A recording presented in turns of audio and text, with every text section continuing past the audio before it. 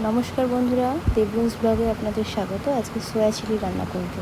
এখানে নিয়ে নিচ্ছি 200 গ্রাম মতন সয়াবিন, টুকরো করে কেটে রাখা পেঁয়াজ, ক্যাপসিকাম, কাঁচা লঙ্কা, রসুন কুচি, কর্নফ্লোর, গোলমরিচ গুঁড়ো, কাশ্মীরি লঙ্কা গুঁড়ো, ফেটানো টক দই, আদা বাটা, জিরে গুঁড়ো, রেড চিলি সস আর সয়া সস। এবার একটি পরিষ্কার পাত্রে সয়াবিনগুলো আগে থেকে সেদ্ধ করে জল ঝরিয়ে রেখেছি নিয়ে নেব। এবার সয়াবিনগুলো নিয়ে এর মধ্যে ফেটানো টক দই, আদা বাটা, আস্তে আস্তে সবগুলোকে ইনগ্রিডিয়েন্টসগুলোকে অ্যাড করব। ফেটানো টক দইটা দিলাম, এরপর দেব আদা বাটা,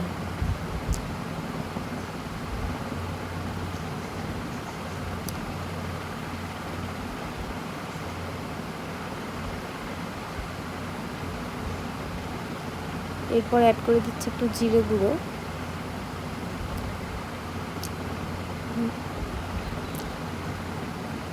জিরে গুঁড়োটা দিলে স্বাদটা একটু ভালো হয়। এরপর কাশ্মীরি রেড চিলি পাউডারটাও দিয়ে দেবো এর মধ্যে।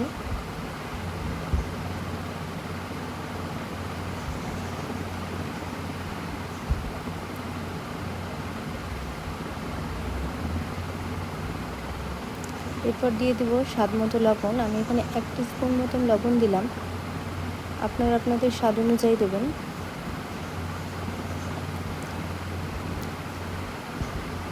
এরপর সেই একই টিস্পুনে আমি সয়া সস নিয়ে নেব।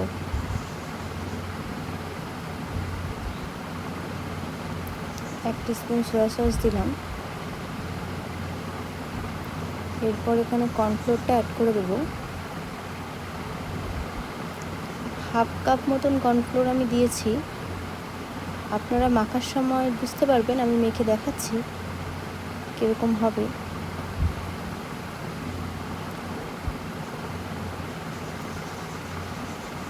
এরপর দিয়ে দেবো গোলমরিচ গুঁড়ো, 1 টিস্পুন দেবেন।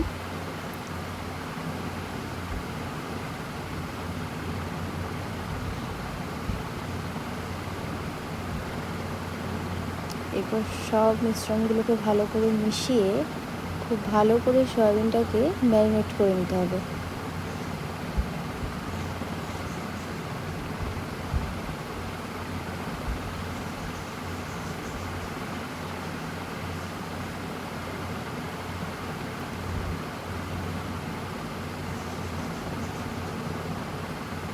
রান্নাটা আমার হলো, আজকে আমার হঠাৎ করে আঙুলটি কেটে যাওয়ায় মা এই মেখে আমাকে হেল্পটা করে দিচ্ছে।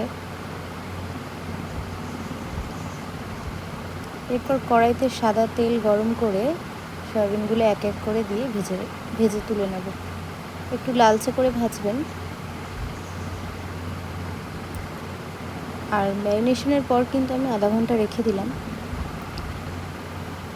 তারপর সয়াবিনগুলো খুব ভালো করে সাদা তেলে অবশ্যই করবেন। তেল গরম হয়ে গেলে সয়াবিনগুলো ভেজে তুলে নেবেন। দেখুন কি সুন্দর লালচে করে ভাজা হচ্ছে।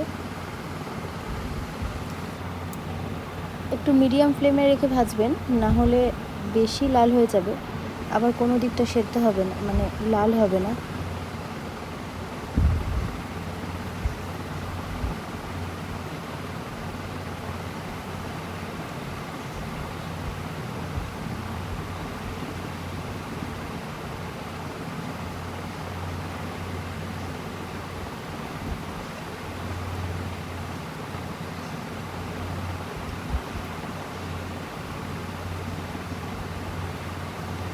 সয়াবিনগুলো ঠিক এভাবে লালচে করে ভেজে তুলে রাখবেন।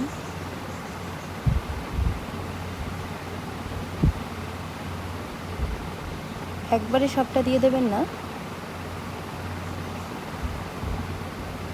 তাহলে ভাজাটা ঠিক হবে না। ভেজে তুলে নিলাম। এবার ওই তেলেই দিয়ে দিলাম একটু রসুন কুচি।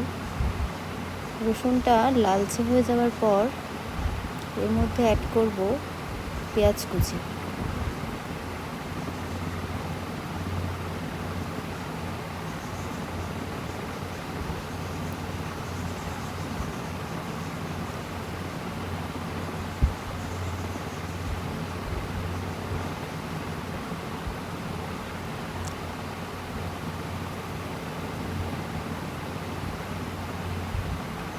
পেঁয়াজ কুচি দিয়ে খুব ভালো করে পেঁয়াজগুলোকে নরম হওয়া পর্যন্ত ভেজে নেব।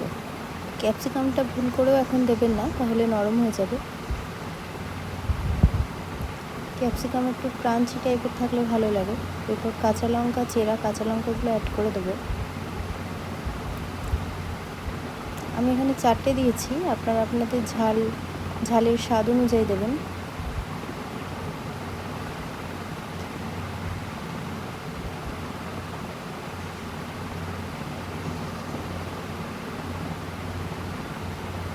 পেঁয়াজগুলো একটু নরম হয়ে গেছে, এরপর এতে ক্যাপসিকামটা আমি অ্যাড করব।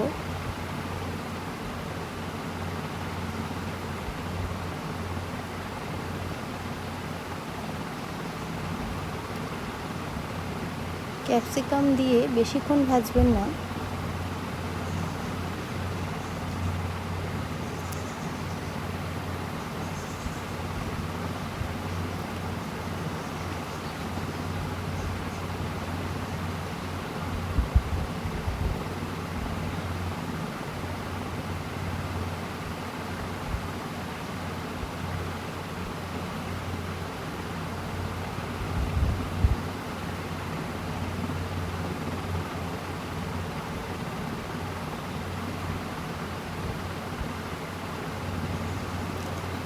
আবার একটু হাফ টিস্পুন মতো নুন দিলাম, কারণ আমরা সয়াবিনটা ম্যারিনেট করার সময় অলরেডি নুন দিয়েছি। এখন পেঁয়াজ আর ক্যাপসিকামে নুন ঢোকার জন্য খুব অল্প পরিমাণে নুন দিলাম। আপনারা আপনাদের স্বাদ অনুযায়ী দিতে পারেন। এরপর দিয়ে দেবো 3 চামচ মতন রেড চিলি সস।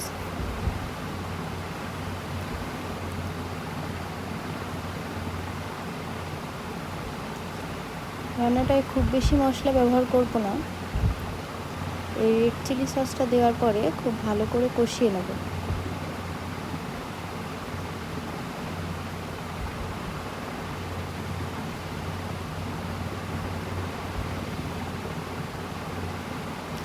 এরপরে ওই সয়াবিন যেটাতে ম্যারিনেশন করে রেখেছিলাম সেই বাটির মধ্যেই অল্প জল নিয়ে ওই জলটাই অল্প অল্প করে দিয়ে কষাবো।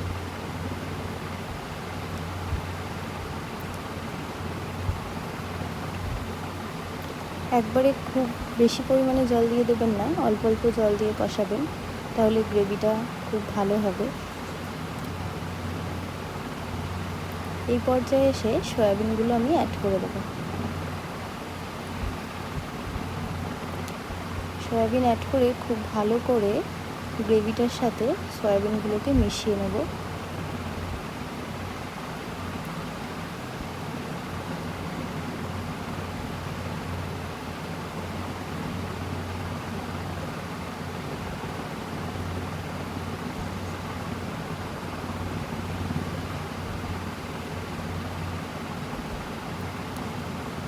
আবার কিছুটা জল আমি অ্যাড করলাম। এই জলটা দেওয়ায় যে গ্রেভির যে মশলাগুলো সয়াবিনের মধ্যে ঢুকবে এবং খেতে খুব ভালো হবে।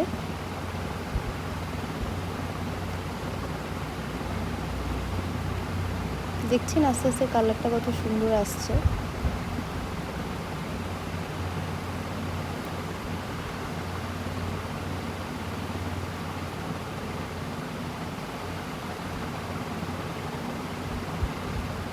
এরপর একটু ঢাকা দিয়ে কিছুক্ষণ হতে দেব।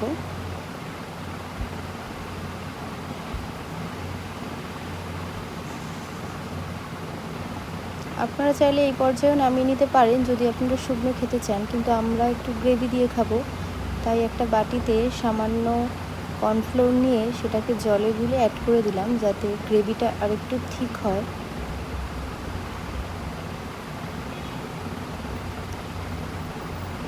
এরপর আবার কিছুক্ষণ ঢাকা দিয়ে রাখবো।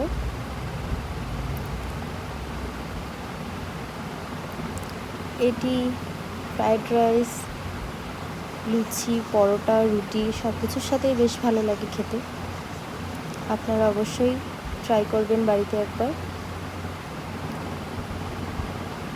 আর রেসিপিটি যদি ভালো লাগে অবশ্যই একটি লাইক আর শেয়ার করবেন, আর চ্যানেলটিকে সাবস্ক্রাইব করে রাখবেন। তৈরি হয়ে যাচ্ছে আমাদের soya chilli recipe. Now it's ready. এবার গরম গরম রুটি, লুচি, পরোটা অথবা ফ্রাইড রাইসের সাথে আপনারা সার্ভ করতে পারেন। দেখতে খুবই সুন্দর হয়েছে সোয়া চিলি।